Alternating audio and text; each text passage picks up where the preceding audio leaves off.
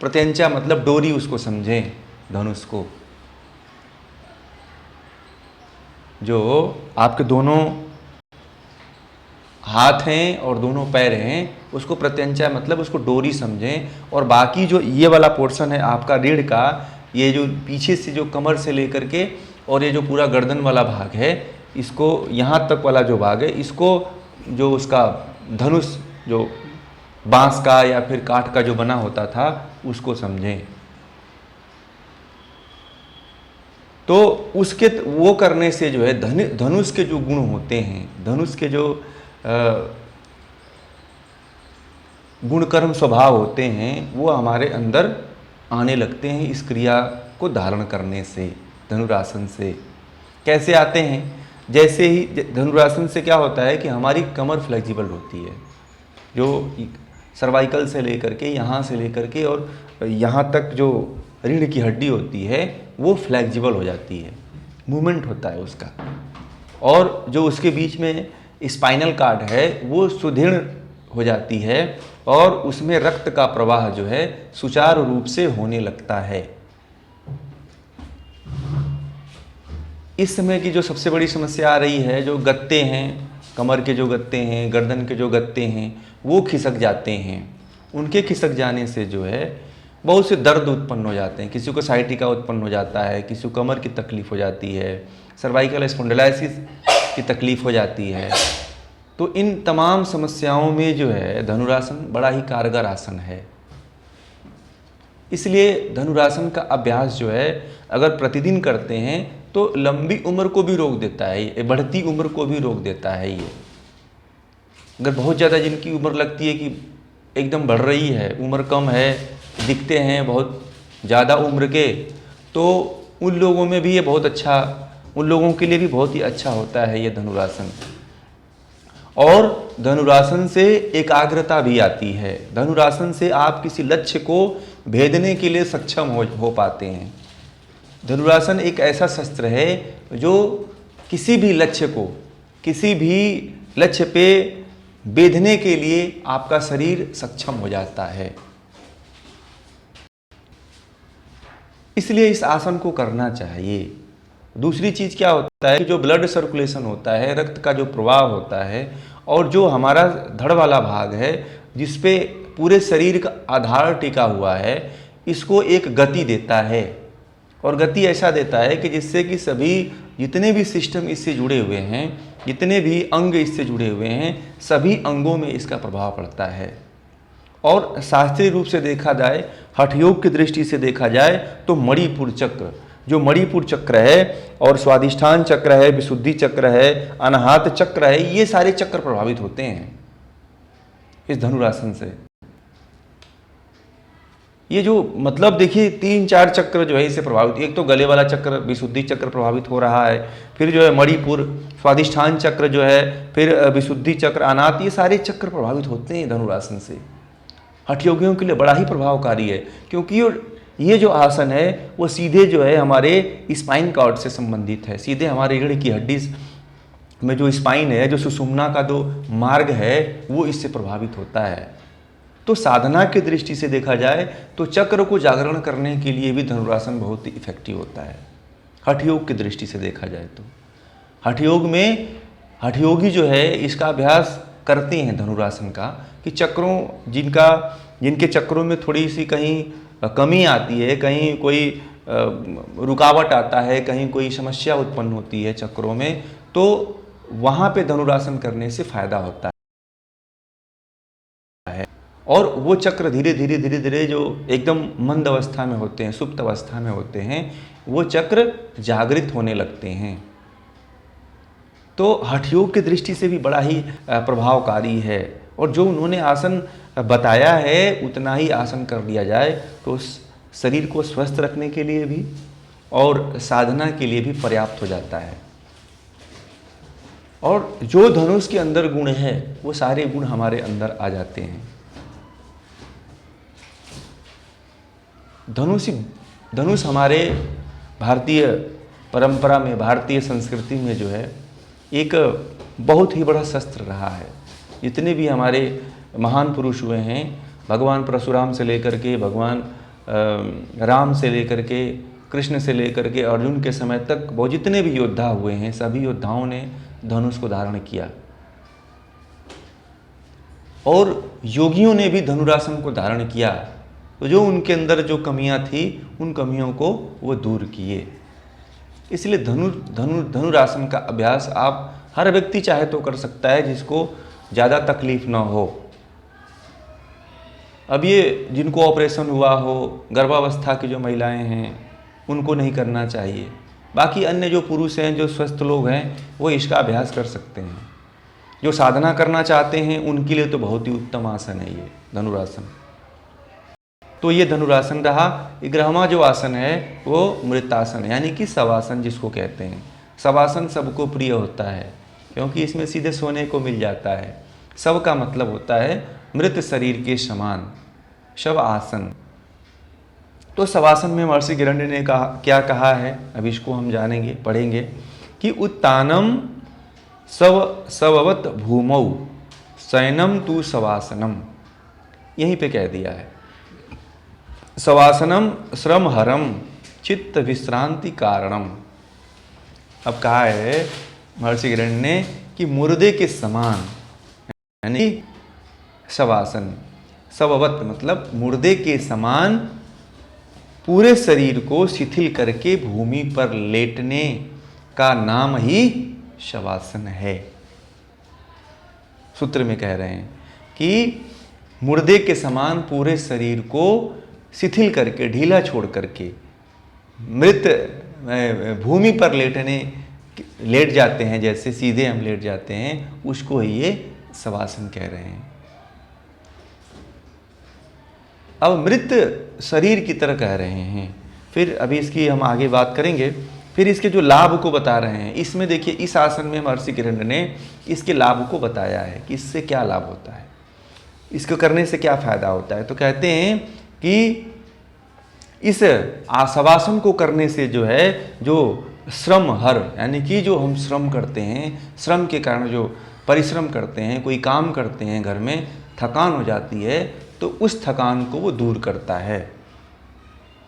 श्रम हर और चित्त विश्रांति, मन को एकाग्र करता है, मन को शांति देता है, मन को विश्राम देता है, मन को शांति का कारण बनता है शवासन। यानी कि चित्त से विश्रांति मिलती है, शवासन से चित्त को शांति मिलती है, एकाग्रता मिलती है। एक तो जो बहुत ज़्यादा थक गए हैं शारीरिक रूप से और मानसिक रूप से, दोनों तरह से ये विश्राम देता है, आराम देता है, शांति देता है, एकाग्रता भी लाता है ये, अगर सही तरीके से किया जाए तो। मृत शरीर में अब शवासन जब करें आप, तो शवासन में शरीर को एकदम ढीला छोड़ करके ही आप शिथिल छोड़ दें, तो फिर शवासन के लाभ से परिचित हो सकते हैं। शवासन में आप जब भी लेटें तो तकिया का सहारा न लें। कुछ लोग तकिया लगा करके ही कहते हैं शवासन कर रहे हैं, तो तकिए का सहारा नहीं लेना है, क्योंकि जो रक्त का संचार है वो पूरे शरीर में बराबर होना चाहिए, ऊपर नीचे नहीं होना चाहिए। इस आसन को कुछ समय कर लेते हैं तो आपको बहुत ही 2-3 घंटे के बराबर आराम मिल जाता है। 6 घंटे नींद लेते हैं तो उसके बराबर भी कहते हैं कि इससे लाभ हमें मिलता है। सही तरीके से अगर 1 घंटा आप कर लिए तो आप 6 घंटे नींद पूरा करने के बराबर भी हो जाता है शवासन। वो भी जाग करके, जागरूकता पूर्वक शवासन करना चाहिए, नींद में सो कर के नहीं। कुछ लोग नींद में सोचते हैं कि शवासन में लेटे कि नींद आ जाए, बस शवासन हो गया। शवासन इसको नहीं कहते हैं। शवासन का मतलब होता है जागरूकता।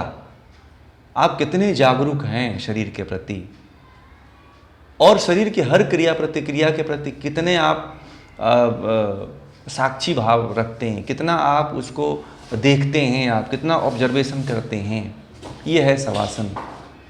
शवासन शिथिलीकरण तो है, मगर आप कितना उसके प्रति ध्यान देते हैं, कितना आप उसके प्रति अवेयर रहते हैं, चेतनता, अपनी मन को कितना स्थिर ठहर करके हर एक अंग प्रत्यंग पे कितना अपने आप को रोक पाते हैं, देख पाते हैं। ये शवासन है, ये शिथिलीकरण है। शवासन का मतलब कि मृत्यु शरीर नहीं, कुछ लोग यही समझ लेते हैं कि ये बात कही है मृत शरीर के तरह, ऐसा नहीं है। मृत शरीर तो कभी अनुभव ही नहीं कर पाता है शवासन का। ये तो बात जीवित शरीर के लिए कही गई है, शवासन के करने के लिए, तो जीवित व्यक्ति के लिए कही गई है। तो जब इस आसन में इसके, जब हम हर शरीर के हर भौतिक अंग पे, हर अंग प्रत्यंग पे, हर पंचमहाभूत पे जब तक हम अवेयर नहीं रह पाते हैं, जब तक हम जागृत नहीं रह पाते हैं, तब तक हम उसको अनुभूत नहीं कर पाते हैं। ये आसन बड़ा ही उच्च कोटि का है आसन। अगर इस आसन के द्वारा हम अपने इस पंचभूत शरीर को भी जान सकते हैं। इस शवासन ऐसा वैसा आसन नहीं है, मन को ऐसे ही एकाग्र नहीं करता है ये, मन को ऐसे ही विश्रांति नहीं प्रदान करता है ये, श्रम को ऐसे ही नहीं दूर करता है ये। इसके पीछे बहुत बड़ा रहस्य छुपा हुआ है। अगर आप इसको समझ लें, इसी का जो उत्कृष्ट रूप आज आप लोग योग निद्रा को देखते हैं। योग निद्रा इसी का विकसित रूप है शवासन का। उसमें सजगता पे विशेष ध्यान दिया जाता है कि कितना आप सजग हैं। शवासन करते हैं 80% लोग जो है सो जाते हैं शवासन में, उनको पता ही नहीं चलता है कि हम जगे हुए हैं कि सोए हैं। तो ऐसे शवासन नहीं किया जाता है। जब भी अब मृत शरीर का मतलब होता है कि अब जैसे कुछ लोग मृत शरीर का मतलब सोचते हैं कि जैसे मृत शरीर, ऐसा नहीं मानना है आपको। मैंने पहले भी बताया आपको, मृत शरीर जो मरा हुआ व्यक्ति है वो तो कुछ अनुभव कर ही नहीं सकता है। जीवित शरीर में मृत की कल्पना, मृत शरीर की कल्पना करके जागने की बात कहते हैं, इसी को शवासन कहते हैं। जीवित शरीर में मृत शरीर की कल्पना करके ही जाग जाना शवासन है। शरीर के प्रति जाग जाना, मन के प्रति अवेयर हो जाना, चेतन हो जाना, जाग जाना, जागरूक हो जाना, साक्षी भाव आ जाना, उत्पन्न हो जाना, साक्षी भाव का प्रकट हो जाना, हे शवासन है, शवासन की शुरुआत है। इसमें बहुत अभी लंबे प्रक्रिया होती है। अब जैसे जैसे आप योग निद्रा करते हैं तो 1 घंटे में पूरा होता है, वैसे ही शवासन का भी अभ्यास किया जाता है, शिथिलीकरण का अभ्यास है ये। तो तभी जाकर के श्रम दूर होता है और विश्रांति मिलती है। मैंने कि जो शारीरिक और मन की जो थकान रहती है वो दूर हो जाती है इससे। और ऐसे देखा जाए तो जिनका श्वास प्रश्वास अनियमित है उसके लिए भी बहुत ही अच्छा है। जिनका बीपी, ब्लड प्रेशर बढ़ा हुआ है, जिनको बहुत ज़्यादा थकान लगी रहती है, नींद नहीं पूरा होता है, जो लगता है बैठे बैठे ही कितना थके मारे हैं, कितना सो जाते हैं बैठे बैठे, तो वो अगर ऐसे कर लेते हैं, जो मानसिक काम करने वाले होते हैं, शारीरिक श्रम करने वाले होते हैं, उनके लिए बहुत ही इफेक्टिव है। बाकी जो रोगी हैं, रोगियों के लिए तो अच्छा है ही है, क्योंकि जितने रोगी लेटते हैं सब इसी आसन में ही लेटते हैं, शवासन में ही लेटते हैं। इसलिए जो है शवासन का अभ्यास हर व्यक्ति को कर ही लेना चाहिए, सोने का नहीं। जो सामान्य सोते हैं वो शवासन नहीं है। शवासन है जागने का नाम, जागा का नाम है। मृत शरीर का मतलब यहाँ पे आपको बार बार बता दिया गया कि इस जीवित शरीर में ही मृत शरीर की कल्पना करना, वो भी जाग करके, ये शवासन है। अब आपको हर एक अंग के प्रति जागना है, मन के प्रति जागना है कि मन कहाँ कहाँ दौड़ लगा रहा है। मन की जो दौड़ है उस दौड़ को रोक करके इसके तरफ लेकर के आना ही शवासन है। उसको बार बार जब भी मन इधर उधर जाता है उसको खींच करके इस शरीर के प्रति लाइए कि शरीर में क्या हो रहा है, कौन से अंग में कितना दर्द हो रहा है, कहाँ पे समस्या आ रही है, श्वास की गति कैसी है, हमारे किस अंग में कौन सी बीमारी है और हमारे किस अंग से कौन सी बीमारी समाप्त हो गई। शारीरिक स्तर पे, आध्यात्मिक स्तर पे अगर जाना चाहते हैं तो आध्यात्मिक स्तर पे कि हम इसके जैसे ही शवासन में लेटते हैं हमारे सारे चक्रों पे इसका असर पड़ता है। सबसे पहले शवासन में मूलाधार पे बहुत लोग जो है, मूलाधार जब थोड़ा सा स्टिमुलेटेड होने लगता है तो लोग जो है हाथ पैर हिलाने लगते हैं। जो लोग जाते हैं उनकी बात कर रहे हैं, जो लोग नहीं जाते हैं उनकी तो बात ही मत करिए। जो शवासन में जाते हैं बहुत लोग जो है रोने लगते हैं, बहुत लोग चिल्लाने लगते हैं, जब कुंडलिनी का थोड़ा सा भी स्टिमुलेशन होता है, थोड़ा सा भी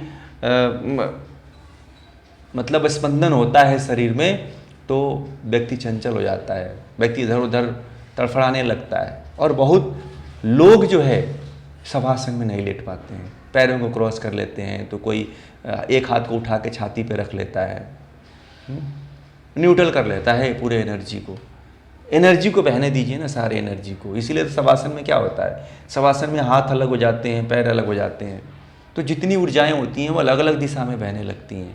और हम क्या करते हैं कि जैसे ही पैर को जोड़, कुछ लोग पैर को मिला करके सोते हैं, पैर को एक के ऊपर एक रख के सोते हैं, पैर को चिपका के सोते हैं, तो जो एनर्जी होती है पॉजिटिव और निगेटिव एनर्जी होती है वो न्यूट्रल हो जाती है, इसलिए हमें मज़ा आता है।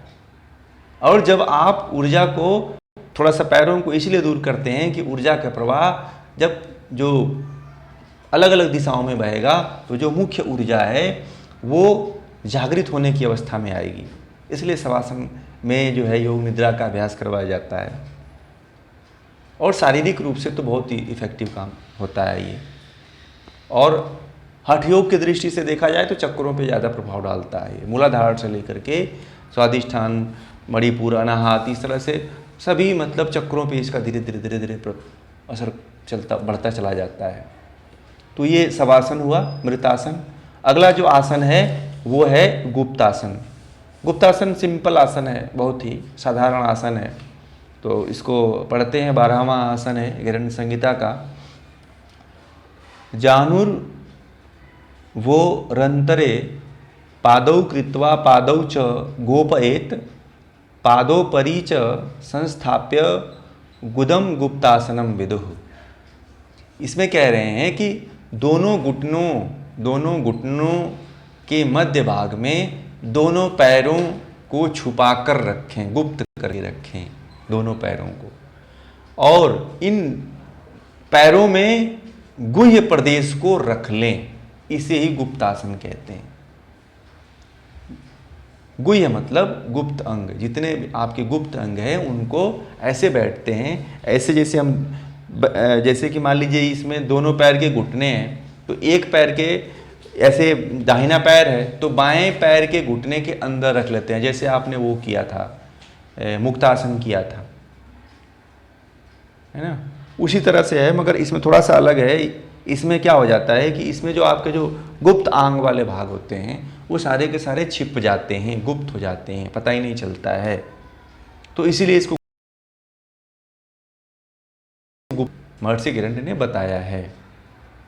और बाकी इसमें इसके कोई लाभ और कोई इसके आध्यात्मिक लाभ को नहीं बताया है, केवल इससे बस यही बताया है, तो इसे गुप्तासन कहते हैं। गुप्तासन बड़ा ही सरल आसन है और इसको सभी लोग कर सकते हैं, इसमें कोई विशेष क्रिया प्रतिक्रिया की जरूरत नहीं पड़ती है। दोनों पैर जो है ना, पैर वाला भाग जो है एड़ी तक छिपाते हैं, यहाँ से अंगूठे से लेकर के पंजे तक वाले टखने तक भाग को हम घुटने के अंदर घुटने वाला जो दोनों मांसल है उसके अंदर छिपा देते हैं। केवल एड़ी, टखना वाला भाग और पैर वाला भाग दिखाई देता है, उसके अंदर आपका गुप्त अंग आ जाता है, इसलिए इसे गुप्तासन कहते हैं। यानी कि गुप्त अंग जिसमें छिप जाएं उसे ही गुप्तासन कहते हैं। तो बस इसमें इतना ही है, बाकी और इस आसन के बारे में कोई विशेष लाभ और कोई विशेष वो नहीं है, बस केवल इतना ही महर्षि हिरण्य ने वर्णन किया हुआ है। आप जो शास्त्रोक्त है केवल इसी को जानिए, और भी इसके बहुत से फायदे हैं। गुप्तासन जो है, गुप्तासन में क्या होता है कि गुप्तासन में जैसे कि जो लोग ब्रह्मचर्य धारण करते हैं उनके लिए बहुत ही अच्छा होता है। जो गृहस्थ होते हैं उनके लिए थोड़ा सा सही नहीं होता है ये, जो गृहस्थ जीवन में जी रहे हैं ये उनके लिए नहीं है। ये खास तरह से ब्रह्मचारी जो रहते हैं, जो ब्रह्मचर्य का धारण करते हैं, जिनको सन्यासी बनना है, जिनको गृहस्थ बनना है, वो उनके लिए गुप्तासन बहुत ही अच्छा आसन है, वो इसको करें, उनके लिए फ़ायदेमंद रहेगा ये। तो ये 12वां आसन जो है गुप्तासन, यहीं पे पूरा होता है। अब अगला जो आसन है मत्स्यासन, बड़ा ही इफेक्टिव आसन, बड़ा ही प्रभावकारी और बहुत ही प्रचलित आसन है मुक्तासन, मत्स्यासन। मत्स्यासन मतलब नाम से ही परिचित हो जाते हैं कि मछली, मत्स्य मतलब मछली, मछली के आकार का जो आसन है उसे मत्स्यासन कहते हैं। इसमें शरीर जो है मछली के आकार का हो जाता है। मत्स्यासन बड़ा ही इफेक्टिव, बड़ा ही प्रचलित आसन है। मत्स्यासन में अगर आप कुंभक लगा करके जल में चले जाएं तो आप नहीं डूब सकते हैं, मछली की तरह आप तैरते रह जाएंगे, कभी डूबेंगे नहीं। इसमें प्रयोग मत करिएगा, क्योंकि आजकल बाढ़ बहुत आ रहे हैं और छोटे, पता चले कि आप लगाते लगाते कम पानी में ही आपका प्राण का अंत हो जाए, तो इसका प्रयोग न करें। जो बहुत ही अभ्यासी हैं, जो बहुत ही इसके ज़्यादा अभ्यास करते हैं, वही लोग इसको ट्राई करें पानी के अंदर, या तो नहीं तो भूमि पे करें, सूखे पे करें, ज़मीन पे करें, तो इसके फ़ायदे से उनको फ़ायदा करने से इसके फ़ायदे को प्राप्त कर सकते हैं। तो इसको हम जानते हैं श्लोक के द्वारा। महर्षि हिरण्य कह रहे हैं कि मुक्त पद्मासनम कृत्वा उत्तान शयनम चरेत कुरपराभ्याम शिरोवेष्ट्यम रोघग्नम मत्स्यासनम। यानी कि इसमें महर्षि हिरण्य ये कह रहे हैं कि पहले एक आसन का नाम बता दिया पहले उन्होंने, यानी कि मुक्त पद्मासन। मुक्त पद्मासन में हाथों की केहूनियों से सिर को लपेट लें। ये कह रहे हैं कि मतलब मुक्त पद्मासन कृत्वा उत्तान शयनम चरेत। उत्तान मतलब उत्तान जाना है, लेट जाना है। फिर कह रहे हैं कुरपारभ्यम शिरोवेष्ठम, यानी कि फिर कह रहे हैं कि दोनों हाथों की केहूनियों से सिर को लपेट लें और जमीन पर चित्त लेट जाएं। ठीक है, जमीन पे चित्त लेट जाएं। अब यहाँ पे उत्तान मुक्त पद्मासन की बात कर रहे हैं कि दोनों केहूनियों को सिर के पीछे लपेटने की बात कह रहे हैं, सिर के पीछे लपेट करके चित्त लेटने की बात कह रहे हैं महर्षि हिरण्य। ये जो इसमें जो करके चित्र फोटो दिया हुआ है वैसा नहीं बता रहे हैं महर्षि हिरण्य, थोड़ा आप लोग इसको जान। वो इसमें ये कह रहे हैं कि मुक्त पद्मासन में दोनों हाथों की केहूनियों से सिर को लपेट लें, यानी कि केहूनियों से ऐसे सिर को लपेट लें। ठीक है, ऐसे है ना, ऐसे सिर को लपेट लें और फिर कह रहे हैं लपेटने के बाद आप जमीन पर चित्त लेट जाएं। ठीक, लेट जाएं, यही जो है मत्स्यासन है। जो इसमें विधि बताई हुई है और जो आप लोग करते हैं वो शायद डिफरेंट है। अब अलग अलग जो है, जो योगी हैं वो मुक्तासन, पद्म मुक्तासन को अलग अलग तरीके से बताते हैं, है ना। जैसे कि आप पद्मासन लगा लिए, फिर जो है ऐसे एक दाहिने हाथ से दाहिने अंगूठे को, बाएं अंगूठे को और अंगूठे को पकड़ करके जो है ऐसे चित्त लेट करके और सिर वाले भाग को लग के चेस्ट को आगे कर देते हैं।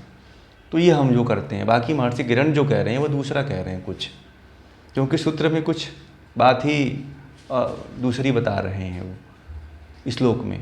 तो महर्षि हिरण्य ये कह रहे हैं, फिर ये कह रहे हैं कि इसके करने से जो है, इसके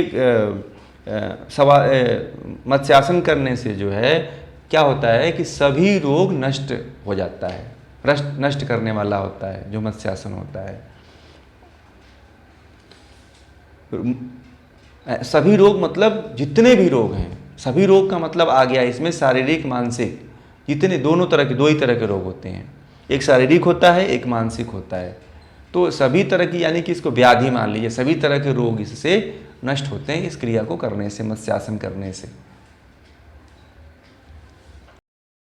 अब ये मत्स्यासन जो है आप देखिएगा कि मछली जो होती है, मछली जो है जल में रहती है ना, मछली जो है जल में रहती है और मछली के जल में रहते रहते जल में ही वो ऑक्सीजन को लेती है और ऑक्सीजन को छोड़ती है, जल से जो ऑक्सीजन लेती है।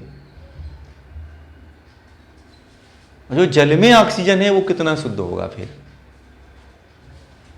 यानी कि ऑक्सीजन लेवल अगर आपका गिर गया, इस समय ऑक्सीजन लेवल ज़्यादा गिर जाता है लोगों का, इसीलिए ऑक्सीजन लेवल को लेकर के हम बात कर रहे हैं। तो जिनको कोरोना की जो समस्या बढ़ जाती है, जिनको सांस लेने में दिक्कत आ रही है, मास्क का उपयोग जो ज़्यादा कर रहे हैं, तो इससे जो समस्या आती है वो मत्स्यासन से दूर हो जाती है। मत्स्यासन से क्या होता है, हमारे जो छाती है वो छाती का विकास होता है। चेस्ट जो है आजकल लोगों का सिकुड़ा हुआ है। जो हमारे लंग्स होते हैं, जो हमारे फेफड़े हैं, लोगों का जो उसकी क्षमता 500 ml की है, वो सिकुड़ करके किसी का 20 ml, किसी का 30 ml, किसी का 15 ml तक हो गया है। लंग्स को जितना फैलना चाहिए उतना नहीं फैलता है, वो सिकुड़ गया है। और जैसा इन्होंने महर्षि गरण्य ने बताया है, अगर उस विधि से हम मत्स्यासन करते हैं तो शायद वो हृदय से संबंधित और लंग से संबंधित जो बीमारियां हैं वो सभी दूर हो जाएंगी। यहाँ पे क्यों दूर होगी कि जो सबसे अधिक प्रभावित कर रहा है हमारे फेफड़े को प्रभावित कर रहा है, और फेफड़े में ही वायु जाती है सबसे पहले, और इसके माध्यम से जो है वायु रक्त के माध्यम से पूरे शरीर के नस नाड़ियों में फैलती है। इसलिए वायु जब शुद्ध होती है तो सभी तरह के रोग नष्ट होते हैं, और मत्स्यासन से ऐसा होता है। मत्स्यासन से जितने भी तरह के रोग होते हैं उन सभी रोगों का नाश हो जाता है, इसीलिए क्योंकि ये सीधे जो है हमारे ऑक्सीजन लेवल को प्रभावित करता है। कितना हम कैसी है शुद्ध वायु, जितने भी शरीर के अंदर कार्बन डाइऑक्साइड है, कार्बन है, नाइट्रोजन है, फास्फोरस है, जितने भी जहरीले गैसें हैं, उन जहरीली गैसों को निकालने के लिए भी बहुत ही प्रभावकारी है ये।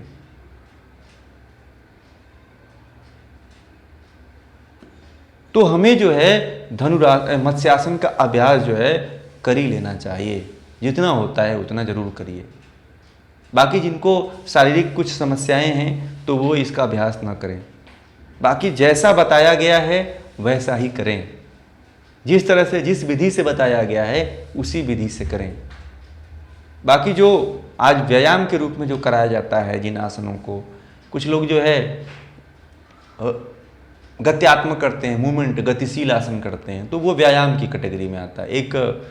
एक हैं बहुत ही बड़े आज के मतलब वो सन्यासी हैं, वो ये कहते हैं कि आज के जितने भी योग होता है वो योग नहीं होता है, वो व्यायाम होता है, और व्यायाम को लोग योग से जोड़ करके अपना अपना सब दुकान चला रहे हैं। असल में वो व्यायाम करते हैं और नाम योग का देते हैं। योग ही नहीं है। आप हठ योग में भी देख लीजिए, आप योग में भी देख लीजिए, या जो नाथ परंपरा के जितने योग हैं उन सभी योगों को देख लीजिए। जो हम करते हैं उससे मात्र जो है लेस मात्र का संबंध नहीं होता है, क्योंकि जितने भी आसन कराए जाते हैं वो सभी आसन में ध्यान और श्वासों का विशेष ध्यान दिया जाता है। उसमें मुद्राएं निहित हैं, उसमें ध्यान निहित है, उसमें स्थिरता निहित है, और उनके करने से जो है कुंडलिनी का जागरण होता है, चक्रों पे प्रभाव पड़ता है, और हमने उसको व्यायाम बना दिया। तो व्यायाम ही कहना चाहिए, योग का नाम तो हम झूठ मूठ का बदनाम करते हैं। तो ये रहा जो है आपका मत्स्यासन और मत्स्यासन के लाभ और उसकी क्रिया विधि। आज का जो सत्र है यहीं पे पूरा होता है। कल हम पुनः से नए आसनों को लेकर के आपके सामने प्रस्तुत होंगे। आप सभी लोगों का बहुत बहुत धन्यवाद, आभार।